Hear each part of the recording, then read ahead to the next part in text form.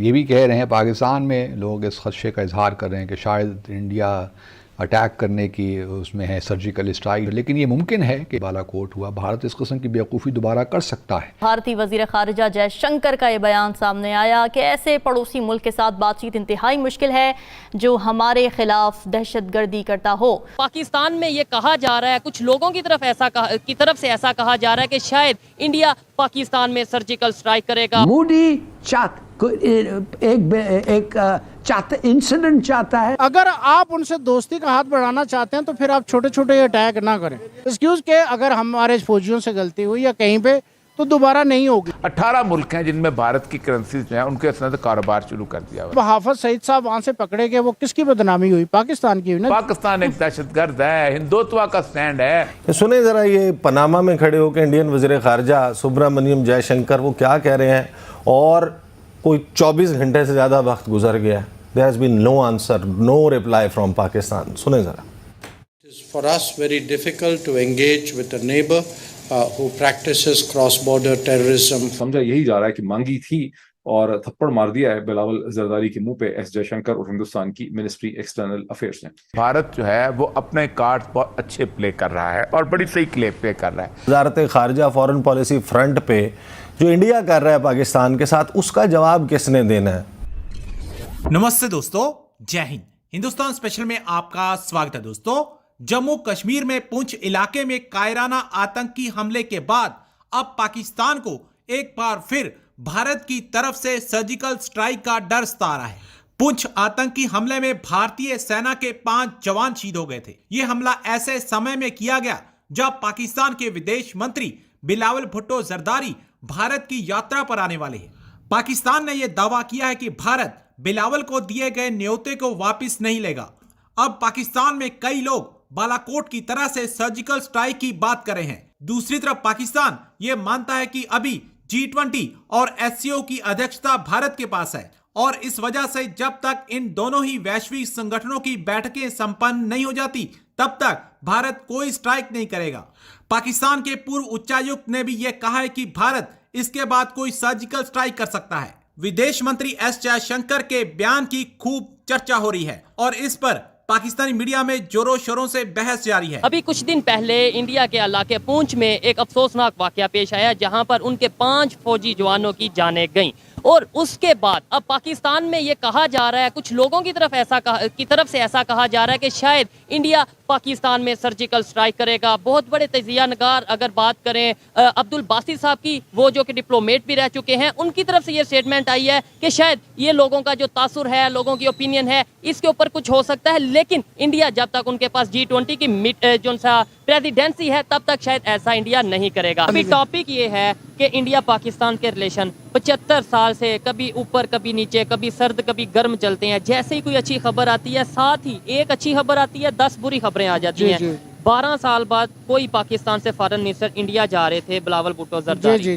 Announce हुआ, अगले दिन ही कश्मीर में अटैक हो गया, इंडिया साइड कश्मीर में उनके 5 जवान शहीद हो गए और उनका गुस्सा फिर से बढ़ गया। क्या समझते हैं अब बिलावल भुट्टो जरदारी इंडिया जाएंगे, कोई फायदा होगा, और क्या उनके जो फॉरेन मिनिस्टर हैं वो बायलैटरल गुफ्तगू करेंगे बिलावल साहब के साथ?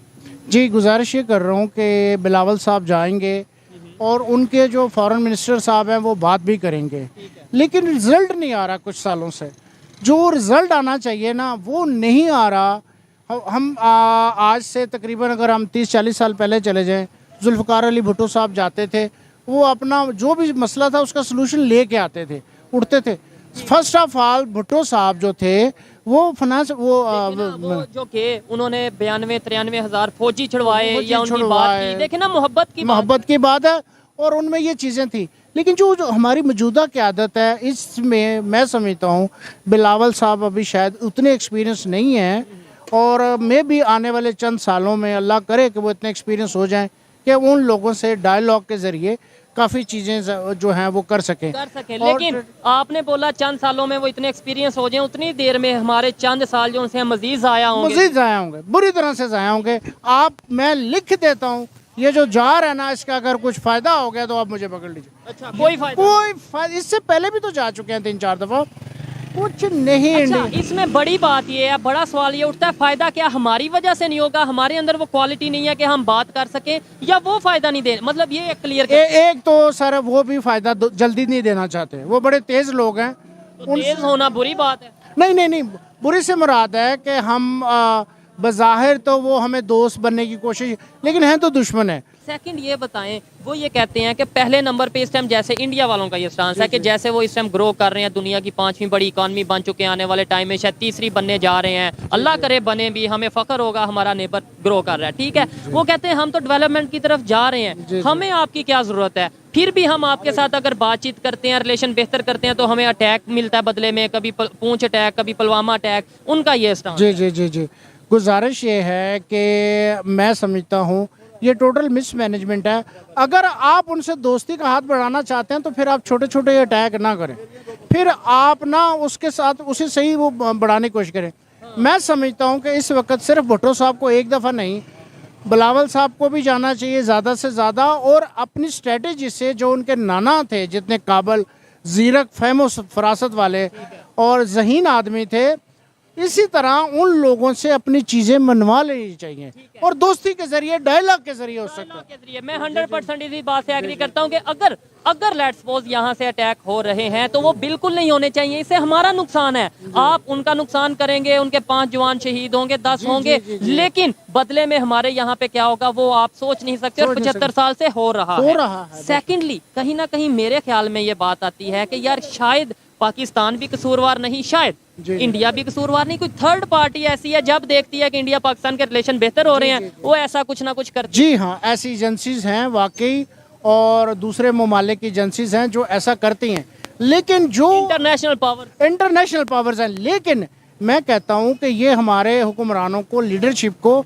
इसमें इतनी मजबूत स्ट्रेटजी चाहिए, इसमें ऐसी अक्लो दानिश वाले लोग हों कि जो डायलॉग के जरिए उन सब चीज़ों को, जैसे आपने परवेज़ मुशर्रफ साहब इंडिया गए तो काफ़ी सारे लोग, उन दिनों जंग का ख़तरा था बहुत ज़्यादा, तो एक वो सार्क कॉन्फ्रेंस में गए तो बैठे हुए थे कौन, वाजपेयी साहब, तो उठ के उन्होंने जाके हाथ मिलाया, लोगों को हैरान कर दिया वाजपेयी साहब। सुने ज़रा ये पनामा में खड़े होकर इंडियन वज़ीर ख़ारजा सुब्रमण्यम जयशंकर वो क्या कह रहे हैं, और कोई 24 घंटे से ज़्यादा वक्त गुजर गया, there has been no answer, no reply from Pakistan. सुने ज़रा। It is for us very difficult to engage with a neighbor who practices cross-border terrorism against us. We have always said that they have to deliver on their commitment not to encourage, sponsor and carry out cross-border terrorism. We continue to hope that one day we would reach that stage. ये नतीजा निकलता है जब आप माजरत खाना रवैया अपनाते हैं, जब आप चापलूसी करते हुए नज़र आते हैं। प्रोड्यूसर साहब ज़रा फ्लैश करें।